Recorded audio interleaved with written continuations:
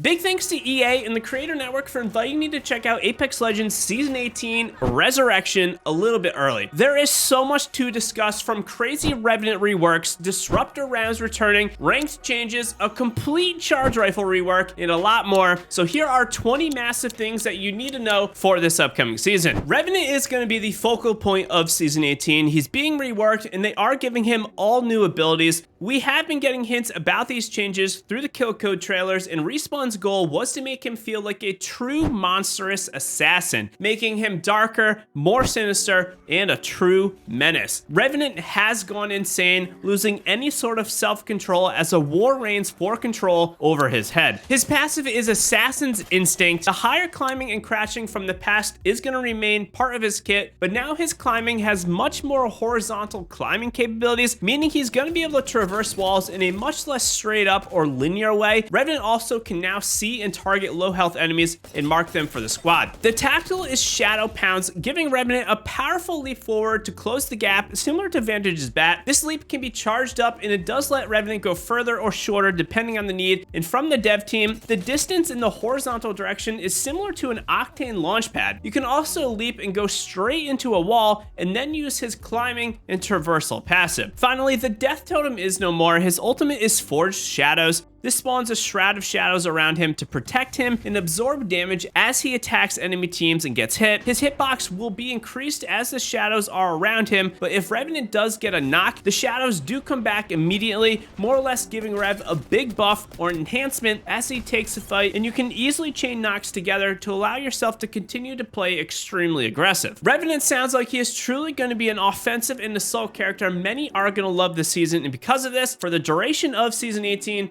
all players will be able to play Revenant for free. Those who do not have him unlocked, you will be able to complete some challenges during the season, and if you do these challenges, you'll permanently get him after the season. Since this is the first major rework for an existing character in Apex, the question was asked if we will see more legends getting the same sort of overhaul. Respawn did not comment on any other specific legend that is to get this level of change, but they did state if something needs fixing, they are going to address it. My hopes are pointing towards Mirage. What legend would you like to see get some big adjustments? Drop a comment down below. They also stated that a handful of other legends are getting tweaked and specifically mentioned ultimate timers, so we should be expecting some changes here, but nothing to share right now. Seeing as this season is focusing mainly around Revenant, just to clear there is no new weapon and there is no new legend coming this season, as in some ways, Revenant is that new legend, kind of, maybe? The second biggest change or changes coming to Season 18 is going to be a lot of weapon adjustments. Everyone's favorite, the charge rifle, is the first to look at. Much like Rev, the charge rifle gets a complete rework in both damage profile and function. The charge is no longer hit scan, there is no longer a pre-beam charge up laser, and the way the gun fires is different, as you have to manually hold down the trigger to charge up the gun and then release it to send it out. If you do prematurely release the shot, the bullet or round will fall off earlier, and Respawn did state that yes, you can still beam players across the map, and it is the most effective long-range sniper. Now, I am going to warn you that the next part definitely worries me, but the further away an enemy is, the more damage the gun is going to do to that target. This to me seems very concerning, but I'm guessing the combination of the gun no longer being hit scan, hold to charge up, and bullet drop will make it a much more difficult gun to poke enemies at extreme range. We will have to wait and see though. It has been 2 seasons since the Hemlock went into the care package, which does mean it is returning to the floor. However, the Hemlock is getting a pure buff in the damage and recoil from what its previous non-care package version was, letting it better compete and be in line with the Nemesis. As for the new care package weapon, the Prowler returns to the care package and is getting the select fire attachment built in, so rejoice.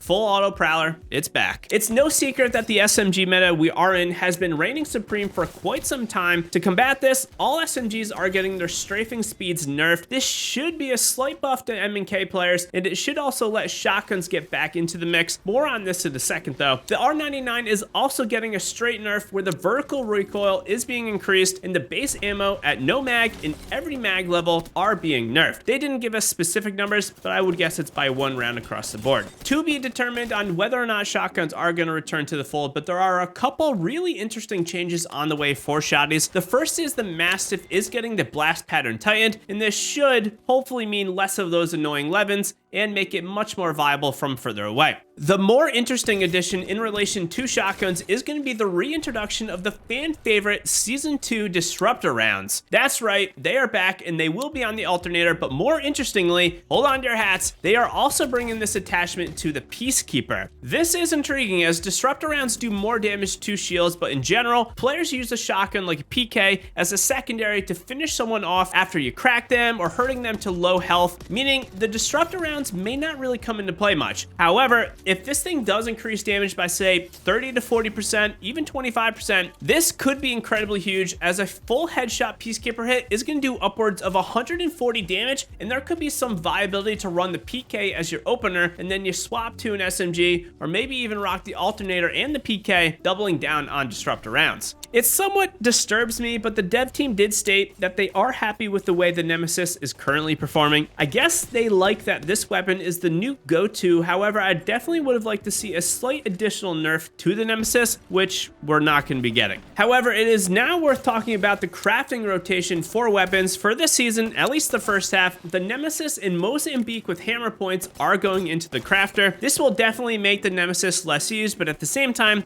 those who take the time to craft one are going to have, in what my opinion, is a substantial advantage in fights, so I'm not really sure on this. It kind of makes me feel as if you're going to have to craft one if you do want to be competitive, especially in ranked. To my surprise, there were no map adjustments that were spoken about during our event. This is very concerning to me as I would have expected us to talk a little bit about the Storm Point weather event that has seemingly been building up over the past few weeks. I am going to still expect substantial Storm Point changes at the launch of Season 18, but unfortunately right now, I've got nothing to share. So what is the map rotation gonna be? Well, another concern of mine. When asked in the Q&A portion, the dev team stated that they did not know the map rotation off the top of their head. I think it's a valid point, but at the same time, it seems like something that you would know. And this kind of links me back to the previous SP changes, and it's really why I'm a little worried that we may not be getting any map changes this season. If I had to guess the rotation or hope, we are gonna get Storm Point with the changes, Kings Canyon or World's Edge, and then Olympus, because Olympus was featured in a few of the trailers that we have seen. There has been extensive ranked discussions over the past season as Season 17 ranked was not great. I think most understand that it's a pure participation and time in award. Since a lot has been said from Respawn in their blog, I am not going to go into all of it, but just know that tweaks are being made to the bonuses and LP gains to better combat the nearly 2 million master players that there are this season. However, the two big things I do want to talk about are the adjustments to the ring and in turn pace of play. Respawn does deem that Apex's mid-game and Apex in general could use a slight pace of play increase to make the game have less idle time or downtime. The way they are combating this is twofold. One, they are making the rings move more often and letting them be less stationary. This should keep the game flowing and let there simply be less time where you are looking for people to fight. Second, this is that the ring damage is being increased, and this in combination with the timer change should make people feel like they need to move into zone quicker. I'm honestly not sure about all of this though, and it will take some time in game to see if things feel rushed. I am optimistic though, and Respawn did state that they are ready to make certain tweaks if things need to be changed. On a sidebar, I think the bigger implication is going to be for the ALGS, and they did state that these matches definitely could use a pace increase, and from a viewer perspective, I definitely agree. There's a lot of building snooze fests, but I think maybe waiting till after the biggest tournament of the year for these changes might have been a little better for consistency. Either way, I don't really care. I am just excited to see how the finals play out, and I'm actually kind of happy that they aren't catering to the 0.0001% before they do make a change. A quick mention of a few more content pieces that are coming this season, and it is that Mixtape is getting gun game and TDM on Broken Moon's POI, the core. There have been slight adjustments to the zip rails on this POI for these modes, but also Control is coming to Production Yard from Broken Moon as well. There's a couple things that I was hoping to hear from the presentation, but we didn't get anything on them, so I'll say cross progression, RIP, and console 120 FPS were not discussed. I am sadly not expecting us to get anything in regards to these upgrades this season. One very interesting thing that was brought up during the Q&A portion of the event was a question asked if aim assist was being looked at. But first, if you are still here, drop an emoji down below and let me know that you're a real one. Respawn stated that yes, they are looking at it, and while nothing is being tuned right now, they wanted to stress the amount of code and complexity that goes into every trigger pull. Any sort of change to the system can literally kill their game, and if they make a bad decision decision to tweak this fragile system, it could be a massive mistake. While they didn't say it, they definitely hinted that the upcoming change could absolutely be on the way. Really, they didn't need to spend as long on this subject as they did, and it was just something in the demeanor of the presenters that made me feel this way, so I'm kind of expecting maybe an aim assist tweak in the coming seasons, maybe a year. I don't say it lightly, but it does seem like this season may be a filler season. Ranked is an evolving thing, yes, but it shouldn't be as much of a focal point this season, because if it was done right last season, we can kind of exclude these extensive adjustments from the content of the season. We already have Revenant, and while we are basically getting a brand new legend through him, he still is the same legend with the same skins, origin stories, trailers, even some of the same abilities. We have no new weapon, so what is the actual new content? I guess it's the map changes that we're supposedly getting, but since I was given no information on this, and at least at the time where I am recording this video, I'm definitely concerned about the amount of content that we are getting. Seasons don't come every day, and they are 90 days long for a reason. I don't know if the amount of content that we are getting is really worth a 90-day season. Either way, let me know what you think of everything that is on the way in the comments down below. Hit that like button, and I'm gonna see you in Season 18.